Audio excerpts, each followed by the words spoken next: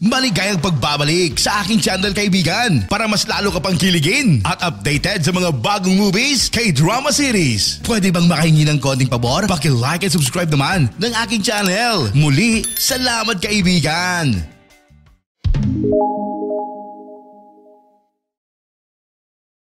Nagsimula ang serye kay Bong Soon, nagsisikap na maghanap ng trabaho, ngunit hindi siya tinanggap sa kabila ng kanyang masipag na paghahanap. Sa kabilang banda, nagising si Min Hyuk mula sa kanyang pagtulog at nakatanggap ng tawag ng pagbabanta. Sa umaga ay napansin ni Min Hyuk na may sumusunod sa kanya sa oras na ito. Maya-maya dumating si Bong Soon sa isang kalye na nakaharang ang isang truck at dumating ang bus driver na gustong dumaan, ngunit sinaktan lang siya ng mga gangster. Nagmakita ito ni Bong Soon, agad niyang tinulungan ang bus driver, at binugbog ang mga miyembro ng gang isa-isa. Habang nakatingin ang mga bata sa bus, si Min Hyuk na nakakita ay nagulat sa lakas ni Bong Soon. Sa istasyon ng pulisya, ang mga lalaki ay nagsampa ng reklamo laban kay Bong Soon, ngunit sinabi ng malapit na kaibigan ni Bong Soon na si Guk-do, na imposibleng bugbugin sila ni Bong Soon na isang maliit na babae. Dumating din si Min Hyuk at sinabi na nasaksihan niya ang nangyari at ang mga lalaki ang bumugbog sa kanilang mga sarili. Hindi sang-ayon si Bong Soon sa sinabi ni Min Hyuk, dahil ayaw ni Bong Soon ng mga sinungaling. Dahil sa nangyari, nalaman ng kambal ni Bong Soon at hiniling niya sa kanya na itago ang pangyayari mula sa kanyang ina. Samantala, nagpa siya si Min Hyuk na kunin si Bong Soon sa lalong madaling panahon bilang bodyguard, matapos makita ang kanyang superpower. Nagmakipagkita ang assistant ni Min Hyuk kay Bong Soon, nagpanggap siya na marami siyang alok sa trabaho at pinangarap niyang magtrabaho sa isang partikular na kumpanya, at hindi sa isang hindi kilalang kumpanya tulad nila. Ang assistant ay nag-alok sa kanya ng 60 milyon bilang sweldo. Nang makipagkita si Bong Soon kay Min Hyuk, nagulat si Min Hyuk dahil walang laman ang kanyang CV. At ipinagmamalaki ni Bong Soon ang kanyang kakayahan. Dahil alam ni Bong Soon na kailangan siya ni Min Hyuk, nagbigay siya ng mga kondisyon para tanggapin ang kanyang trabaho. Sinabi sa kanya ni Min Hyuk na kailangan lang niyang pumasa sa isang pagsubok sa isang punong braso sa kanya. Ngunit literal na malapit na niyang mabali ang braso ni Min Hyuk. Sa pag-uwi ni Bong Soon, nalaman niyang may pagpatay na naganap sa kanilang lugar, at si Guk-do ang isang pulis na nakatalaga sa kaso.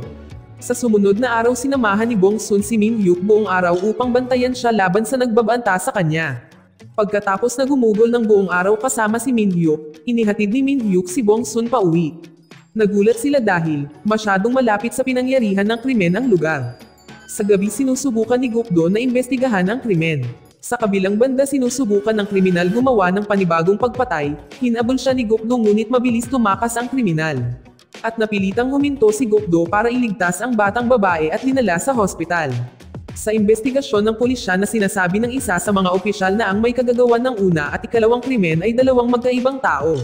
Ngunit si Guk-do, nang makita niya ang mga sugat sa mukha ng biktima, iniisip niya na isang tao lang ang may gawa. Sa oras na ito, si Bong Soon pumunta kaagad kay Guk-do upang matiyak na okay lang ito. Hiniling niya sa kanya na bantayan ang silid ng biktima. Nang ilang minuto pagkatapos ay pumasok ang doktor at dinala ang biktima. Pagdating ni Guk-do, tinanong niya kaagad si Bong Soon tungkol sa nangyari. Nalaman nila na peking doktor ang pumasok at dinala ang biktima. Nagilty si Bong Soon sa nangyari dahil hindi niya nagawang mahuli ang kriminal. Kinabukasan, sinabi ni Min Hyuk kay Bong Soon na walang siyang natanggap na anumang mga liham na pagbabanta. Sinabi rin niya sa kanya na ang una at pangalawang pumatay ay isang tao ang gumawa, at sa simula ay hindi niya intensyon na patayin ang unang biktima, sa halip ay gusto niya itong kidnapin at ito ay isang pagkakamali. Nang tanungin siya ni Bong Soon paano niya nakilala ang mga kriminal, sinabi ni Min Hyuk na gusto niyang maging kriminal noong bata pa siya. Nagulat si Min Hyuk nang nagpadala si Guk-do ng isang opisyal para bantayan si Bong Soon. Dahil hindi pa kasi alam ni Guk-do ang tunay na kakayahan ni Bong Soon. Pagkatapos noon ay sumama si Bong Soon kay Min Hyuk sa isa sa kanyang mga komperensya. Maya-maya ay napansin ni Bong Soon ang isang taong nakamaskara at hinabol siya, ngunit siya ay nakatakas sa banyo at sinaksak ang opisyal na nagbabantay sa kanya. Pagkatapos nila siyang dalhin sa hospital, sinabi ni Min Hyuk kay Bong Soon tungkol sa ang mga inaasahan kung sino ang sumusubok na pumatay sa kanya, at wala siyang tiwala sa sino man sa mundo maliban sa kanyang nakatatandang kapatid at mayroon siyang 3 kapatid sa ama. Pagkatapos niyang malaman ni Min Hyuk na siya ay nasa tunay na panganib at hindi lamang pananakot, hiniling ni Min Hyuk kay Bong Soon na umalis sa trabaho, ngunit tumanggi siya at nangako na paprotektahan niya ito, kaya dapat siya nitong pagkatiwalaan. Dinala niya si Bong Soon sa lihim na silid sa kanyang bahay na may nakaguhit sa pintuan. Noong nakasakay si Min Hyuk sa isang bus at malapit na itong maaksidente ngunit hindi nagtagal ay pinigilan ito ni Bong Soon, at nakita ni Min Hyuk ang kalahati ng kanyang mukha at hindi niya alam kung sino ang babaeng ito. Mula sa araw na iyon ay nahumaling siya sa kanya. Hindi nagtagal ay nalaman ni Bong Soon ang sikretong silid ni Min Hyuk at ang kanyang game development headquarters. Sinabi sa kanya ni Min Hyuk na nakita niya ang address ng taong nakamotorsiklo na humahabol sa kanya. Kinabukasan ay pinuntahan siya ni Min Hyuk kasama si Bong Soon at hindi nagtagal ay hindi sadyang nasaktan siya ni Bong Soon, ngunit kalaunan ay natuklasan na ang bisikleta ay ninakaw mula sa kanya, at matapos ang lalaki ay magsampa ng isang reklamo tungkol sa kanila at sinubukan ni Min Hyuk na hindi isali si Bong Soon sa problema. Ngunit bago pa siya makapagsalita ay agad na tinapakan ni Bong Soon ang kanyang paa, ngunit may higit na lakas kaysa sa kanyang balak na nagdulot sa kanya na ma-admit sa ospital matapos mabali ang mga daliri sa paa. Pagkatapos ay dinala ni Min Hyuk si Bong Soon sa bahay ng kanyang ama para sa hapunan. Ibinalita ng ama na siya ay bumitiw na sa pamamahala sa kumpanya at ibigay na ang pamamahala kay Min Hyuk. Ang isa sa kapatid ni Min Hyuk ay nagalit. Pagkatapos iniisip ni Bong Soon na ang nananakot kay Min Hyuk ay ang isa sa kapatid ni Min Hyuk. Pagkatapos maihatid si Bong Soon pauwi, bumalik siya kasama ang nanay niya sa tindahan, kung saan nasaksihan niya ang kriminal na pagkidnap sa isang bagong biktima at narinig niya ang kanyang mga sigaw, ngunit hindi niya naabutan ang kanyang sasakyan. Ang kriminal ay nasa isang lugar na naglalaman ng maraming mga selda na kahawig ng isang bilangguan, binibihisan niya ang kanyang mga biktima ng damit pangkasal na nagsasabing siya ay kanyang asawa. Sa umaga si Min Hyuk at Bong Soon ay pinaputukan at mabilis silang nagtago pero nasugatan si Min Hyuk, kahit pekeng bala ito nawalan siya ng malay sa takot. Mabilis siyang binuhat ni Bong Soon papunta sa sasakyan at dinala siya pauwi upang alagaan. Nakatanggap si Min Hyuk ng isang tawag na nagsasabing kailangan niyang abandonahin ang kumpanya kung hindi ay magiging totoo ang bala sa susunod. Pagkatapos tumawag siya sa kanyang nakatatandang kapatid dahil pinaghihinalaan niya ito sa mga pangyayari. Pinayuhan silang lumayo sa kanyang paraan o papatayin niya sila. Pagkatapos ay nakipagkita si Gokdo kay Bong Soon at pinarinig niya ang boses ng isa sa mga sospek. Dahil baka nakilala niya ito dahil siya lamang ang nakarinig ng boses ng kriminal. Ngunit sinabi nito sa kanya na hindi ito boses ng kriminal. Kinabukasan habang papunta siya sa trabaho ay may nakasalubong siya at nang humingi ito ng tawad sa kanya ay sigurado siyang boses iyon ng kriminal at napansin niyang ang amoy nito, amoy bakal na parang nagtatrabaho siya sa isang junkyard. Nang sinabi ni Bong Soon kay Min Hyuk na nabangga niya ang kriminal. Nag-aalala siya sa kanya dahil nakatira siya malapit sa kriminal sa parehong lugar kung saan siya gumawa ng mga krimen. Sa gabi, lumabas ang kaibigan ni Bong Soon upang bumili ng ilang bagay, ngunit sinalakay siya ng kriminal at binugbog ngunit hindi nagtagal ay dumating si Bong Soon sa tamang oras at sinaktan siya ng malubha, dahil malubha ang kondisyon ng kanyang kaibigan iniwan niya ang kriminal at dinala ang kaibigan sa hospital. Pagkatapos malaman ni Min Hyuk ang nangyari saka siya pumunta. Siya mismo ang maghahatid sa kanya pauwi, dahil sa kanyang pag-aalala para sa kanya. Upang maprotektahan siya dapat niyang sabihin sa kanya na gusto niyang maging mas malakas siya kaysa sa kanya, kaya nagpas siya siyang magsanay. At hiniling sa kanya ni Min Hyuk na tumira sa kanyang bahay, dahil mapanganib para sa kanya na manatili sa kanilang lugar. Pagkatapos ay lumitaw muli ang kriminal at ito ay lumabas na siya ay isang ordinaryong binata at pagkatapos niyang bumili ng gamot sa botika ay kinidnap niya ang babae. Sa bahay ni Min Hyuk 2 tao ang pumasok at sinubukang patayin siya, buti na lang at nandyan si Bong Soon at binugbog sila. Sila pala ang mga tauhan ng isang gang na sinusubukan ding pumatay kay Min Hyuk. Tumawag si Min Hyuk sa leader ng gang at nagtanong sa kanya kung sino ang taong nag-utos sa kanila. Dahil sa kanyang takot kay Bong Soon maya-maya pumunta ang leader ng gang kay Min Hyuk at binigyan siya ng flash drive na naglalaman ng lahat ng impormasyon. Nabigla si Min Hyuk nang malaman niya na ang gustong pumatay sa kanya ay kanyang kapatid at ang tanging pinagkakatiwalaan niya, napaluha si Min Hyuk. Hindi nagtagal ay dinala siya ni Bong Soon para i-comfort siya at saka sila sumakay ng bus at sinabi sa kanya na ilang taon na siyang hindi nakasakay ng bus mula nung nangyari ang aksident at iniligtas sila ng isang babae at hindi niya alam na ito ay si Bong Soon. Pagkatapos sinabi ni Min Hyuk sa kanyang kapatid na alam niya ang lahat at nasa kanya ang lahat ng ebidensya. Ngunit itatago niya ito para sa kapakanan ng kumpanya at binalaan siya na huwag na siyang lumapit.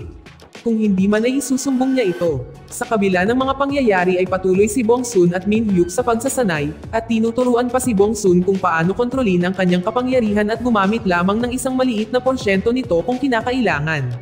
Umalis hanggang sa hospital at bagamat natapos na ang misyon na patayin si Min Hyuk, nanumpa sila sa paghihiganti kay Bong Soon sa lalong madaling panahon. Sa hospital kasama ni Bong Soon ang kanyang kaibigan, gaya ng nakasanayan. Pumunta ang killer upang kidnapin ang kanyang kaibigan, ngunit sinubukan siyang pigilan ni Bong Soon ngunit mabilis siyang nakatakas. Sa kanyang pag-uwi, natuklasan niya na may isang lalaki na sumusunod sa kanya. Nang biglang inatake ni Gok-do ang lalaki sa pag-iisip na siya ang kriminal. Kaagad pinigilan ni Bong Soon si Gok-do, na tumilapon palayo. Natuklasan nilang isa sa mga tauhan ng gang at hindi ang kriminal at namangha si Gok-do sa lakas ni Bong Soon. Si Min Hyuk na nanonood ay nakaramdam ng inggit kay Gok-do. Kaya pinagalitan niya si Bong Soon nang dumating siya ng late. Hindi nagtagal ay nagpahayag si Bong Soon ng kanyang kawalang kasiyahan sa kanya dahil ipinangako nito sa kanya na magtatrabaho siya sa departamento ng pag-unlad, at hindi lamang bilang kanyang bodyguard. Kinabukasan ay pinapanood ng killer si Bong Soon, matapos niyang malaman na siya rin ang babaeng nakabangga sa kanya noon at natamaan siya sa ospital at narinig niya ang boses nito at nanumpa itong kidnapping din siya. Habang nasa kumpanya ay sinabihan siya ni Min Hyuk na magsisimula siyang magtrabaho sa development department mula ngayon. Pagkatapos niyon ay dinala siya ni Min Hyuk sa kanyang ama para magpanggap itong kasintahan, upang mailigtas siya sa isang arranged marriage. Ang kakaiba ay ang ama ni Min Hyuk ay lubos na humahanga sa pagkatao ni Bong Soon. Sa kabilang banda ang gang ay nagpa siya na maghiganti kay Bong Soon sa lalong madaling panahon, kaya tinawag nila siya at nagsinungaling na kinuha nila ang kanyang ina. Kaya sumugod si Bong Soon sa kanila at nang malaman ni Min Hyuk, tinawag niya si Gok-do upang puntahan si Bong Soon. Si Bong Soon ay nagtungo sa lugar upang hanapin ang lahat ng miyembro ng gang na naghihintay sa kanya. Naalala niya ang pagsasanay nila Min Hyuk at nakontrol ni Bong Soon ang kanyang kapangyarihan sa panahon ng kanilang laban. Sa kabila nitong si Gok-do at Min Hyuk ay sumugod sa lugar at nakita si Bong Soon na buhat ang tatlong lalaki at itinapon sila. Sa sandaling ito ay nakita siya ni Min Hyuk na nakasuot ng pink na hoodie at natuklasan na siya ang parehong babae na nagpainto sa bus ilang taon na ang nakalilipas. Sa gitna naglaban napansin nila na ang isa sa mga lalaki ang sumugod kay Bong Soon upang saksakin siya. Tumakbo si Gok-do at Min Hyuk upang iligtas si Bong Soon. Dahil dito nagtamo ng saksak si Min Hyuk. Si Bong Soon maya-maya ay umiyak nang makita niya si Min Hyuk na nasugatan. Sa hospital narinig niya si Bong Soon nagdadasal na magiging okay si Min Hyuk at gagawin niya ang lahat ng mga utos nito. Masaya si Bong Soon matapos siyang protektahan. Sa unang pagkakataon at nilinlang siya ni Min Hyuk sa paniniwalang masakit pa rin ang kanyang sugat para maawa siya sa kanya. Sa kabilang banda nalungkot si Gok-do na nalaman niya ang tungkol sa kapangyarihan ni Bong Soon. Naalala niya ang kanilang araw sa school na ginamit ni Bong Soon ang kanyang kapangyarihan ngunit hindi niya ito pinansin. Tulad ng hindi niya pagpansin sa nararamdaman ni Bong Soon. Kahit na may gusto siya kay Bong Soon, sigurado siyang hindi na para sa kanya ang mga damdamin ni Bong Soon, matapos makitang umiyak para kay Min Hyuk. Nakatanggap ng utos si Gok-do na isuko na ang kaso ng kriminal, dahil ang Special Investigations Department ang siyang hahawak nito. Ang pamilya ni Bong Soon ay dumiretso sa hospital upang suriin ang kanilang anak at nang malaman nila na si Min Hyuk ang kumuha ng saksak ay nagpasalamat sila sa kanya. Ang ama ni Min Hyuk na lumapit din sa gang leader na kasama ng kanyang mga tauhan sa hospital at binugbog ito ng gusto, dahil sinubukan ng isa sa kanyang mga tauhan na patayin ang kanyang anak. Sa kabilang banda ang kriminal na nagpapahirap sa mga babae at nanunumpa ng paghihiganti kay Bong Soon. Tumanggi si Gok-do na tumigil sa paghabol sa kriminal at naalala pa ang sinabi ni Bong Soon na may koneksyon ng kriminal sa mga bakal. Kaya pumunta siya sa isa sa mga repair shop ng sasakyan, kung saan ang trabahador talaga ang kriminal, ngunit hindi pa siya pinaghihinalaan ni Gok-do. Ngunit sa kanyang paglabas ay napansin niyang sinusubukang itago ng kriminal ang kanyang sapatos kaya naghinala si Gok-do sa kanya. Sa kabilang banda, nagtanong si Min Hyuk kay Bong Soon kung siya ba ang babae na nagpainto ng boss. Kinumpirma ito ni Bong Soon at sinabi na yon ang unang pagkakataon na ginamit niya talaga ang kanyang kapangyarihan. Habang si Gok-do ay patuloy na sinusundan ang kriminal, upang makahanap ng ebidensya. Samantala nagtanong si Min Hyuk kay Bong Soon kung makikilala ba niya ang boses ng kriminal. Nalaman niya na ang kriminal ay nandoon sa repair shop, kaya hindi nagtagal ay kinumpirma sa kanya ni Bong Soon na ang taong ito ay ang kriminal. Gayunpaman dahil sa kakulangan ng ebidensya laban sa kanya at pati na rin na si Gok-do ay wala na sa kaso hindi na nila maaresto ang kriminal. Ngunit si Gok-do ay pumunta sa repair shop at binugbog ang kriminal, doon niya natuklasan ang kanyang sapatos na may mga bakas sa pinangyarihan ng krimen at kinumpronte siya na nalaman niya ang katotohanan. Ngunit ang kriminal ay naghain ng ulat laban kay Gok-do na sinasabing sinaktan niya siya. Kaya ibinigay ni Gok-do ang kanyang badge at umalis sa trabaho. Ngunit sa kabila nito ay pinuntahan niya ang kriminal at sinubukang bugbugin ito ng gusto, ngunit pinigilan siya ng kanyang mga kaibigan, dahil ilalantad niya ang kanyang sarili sa legal na pananagutan. Pagkalabas ni Min Hyuk sa hospital itinalaga niya si Bong Soon sa Games Design Department. Habang hinihiling ni Gokdo sa kanyang kasamahan na subaybayan ang kriminal. Na sinusubaybayan din ng kriminal ang bagong biktima nito ang dating kasintahan ni Gokdo at nang sabihin ng investigador kay Gokdo ang tungkol sa bagay na iyon.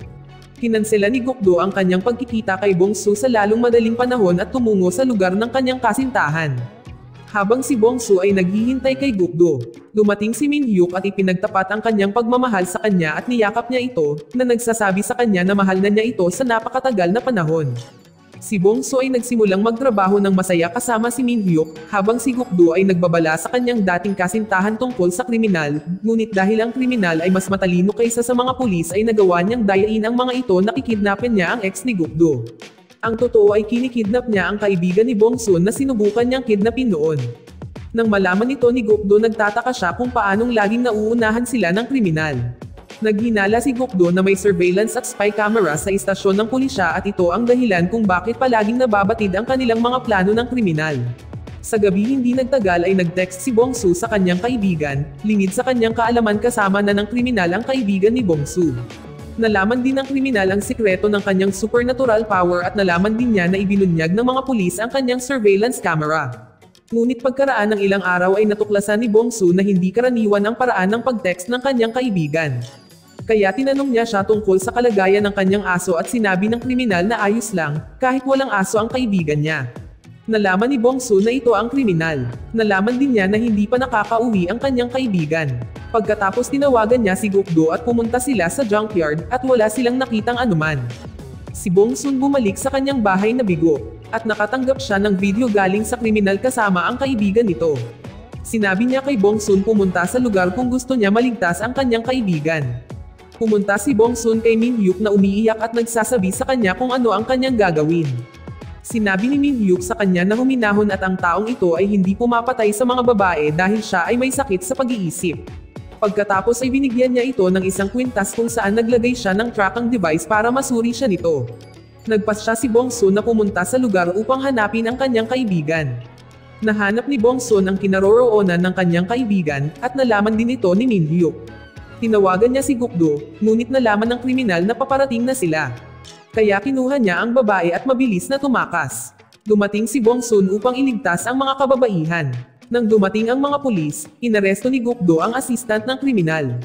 Habang si Bong-soo ay tumungo sa kotse ni Min-hyuk at pinagsabihan si Bong-soo dahil sa paglalagay sa kanyang sarili sa panganib. Hindi rin nila nahuli ang kriminal kaya hindi nagtagal ay umiyak si Bong-soo dahil hindi pa niya nailigtas ang kanyang kaibigan. Nagpadala pa ang kriminal ng isa pang video kay Bong-soo sa lalong madaling panahon ay nagbabantang papatayin ang kanyang kaibigan kung hindi siya lumapit sa kanya ng mag-isa o kung ipaalam niya sa pulis, ngunit hindi nagtagal si Bong-soo ay hiniling kay Gokdo na alamin ang kinaroroonan ng kanyang kaibigan. Nang malaman ito ni Min-hyuk ay agad niyang pinagalitan si Bong-soo dahil pilit niyang inilagay ang kanyang sarili sa panganib, ngunit hindi nagtagal, sinabi sa kanya ni Bong-soo na alam niya sa simula pa lang na mayroon siyang supernatural na kapangyarihan at kailangan niyang iligtas ang mga tao. Sinabi ni Min-hyuk na hindi niya alam na mamahalin niya siya, at takot para sa kanya hanggang sa limitasyong ito at hiniling niya sa kanya na harapin ang panganib ng magkasama. Ngunit tumanggi si Bong-soo dahil mapanganib ito para kay Min-hyuk. Gayunpaman hindi siya iniiwan at sinusubaybayan niya ang kanyang kinaroroonan. Sa oras na ito si Bong-soo ay nakakita ng elevator sa itaas at ang kanyang kaibigan may kasamang lalaki sa loob, sa tingin niya ay siya ang kriminal na nagpadala sa kanya ng kanyang lokasyon. Kaya itinapon niya ang elevator at nailigtas ang kanyang kaibigan, ngunit natuklasan niya na ang lalaki ay ang bantay ng lugar at namatay sa tindi ng suntok ni Bong-soo. Dahil dito nawala ng kapangyarihan si Bong-soo. Dahil nakasakit siya ng isang inosenteng tao, pagkatapos ay lumabas ang kriminal na may dalang baril at pinagbantaan siya. Ngunit si Min-hyuk ay dumating sa tamang oras. Nilabanan ni Min-hyuk ang kriminal, ngunit nagawang makatakas ng kriminal. Dumating si Gokdo, at pinagbabaril ang kriminal bago ito nakatakas. Pagkatapos ay nagising si Bong-soo sa bahay ni Min-hyuk at nagpasalamat sa kanyang ginawa at sinabi sa kanya na nawalan siya ng kapangyarihan. Nang malaman niyang lumabas na ang kanyang kaibigan sa hospital ay pumunta siya sa kanya. Masaya siya dahil nailigtas niya siya bago nawala ang kanyang mga kakayahan. Ang malaking pagbabago sa buhay ni Bong-soo ay nagpalungkot sa kanya at sa kabila noon ay ipinagpatuloy niya ang kanyang trabaho sa kumpanya ni Min-hyuk. Sa kabilang panig ay lumilitaw ang kriminal na gumaling na siya sa kanyang mga pinsala at nagsimulang hanapin si Min-hyuk para makaganti sa kanya. Nagbalat kayo siya para pumasok sa kumpanya ni Min Hyuk, ngunit nakasalubong niya si Gokdo na nakilala siya at sinubukang hulihin siya, ngunit nakatakas siya at nagawang kunin si Bongsu, at dinala sa bubong ng gusali at nakakabit ang bomba sa kanyang katawan. Sinubukan ni Min Hyuk na pumasok sa rooftop, ngunit nakalock ang pinto. Sumigaw si Bongsu na pinapaalis niya si Min Hyuk, ngunit sinabi ni Min Hyuk na hindi niya siya iiwan. Umiyak si Bongsu dahil gusto niyang protektahan si Min Hyuk. Biglang may lumitaw na liwanag sa langit at hindi nagtagal ay nabawi ni Bongsun ang kanyang kapangyarihan, kaya't kinuha niya ang bomba at itinapon ito upang ito ay sumabog sa himpapawid. Si Bongsun, Min Hyuk, Gokdo, ay nagpasya na hulihin ang kriminal at nagpost ng mga larawan. Pagkatapos ay tinawag ng kriminal si Bongsun sa lalong madaling panahon at dinala siya sa container warehouse. Pagdating niya ay binaril siya nito at natambo siya sa lupa. Habang hinahabol ni Gokdo ang kriminal na nagulat kay Bongsun na nasa harap niya at nalaman na niya nakasuot ng armor si Bongsun. Sa wakas ay nahuli ni Bongsun ang kriminal at lahat ay masaya sa balitang ito. Si Min Hyuk ay pinarangalan ng mga pulis para sa kanyang tulong sa paghuli sa kriminal, at si Bongsun sa lalong madaling panahon ay naging matagumpay ang kanyang ginawang games. Pagkatapos si Min Hyuk at Bongsun ay nagpakasal at pagkatapos ilang buwan na malapit ng mga anak si Bongsun. Nagdadasal ang nanay niya na sana ay hindi na siya manganak ng babae para matapos na ang sumpa, pero nagulat sila na nagkaanak si Bongsun ng kambal na babae at naipamana ang kapangyarihan sa kanilang anak. Dito nagtatapos ang serye. Salamat sa panonood, kaibigan.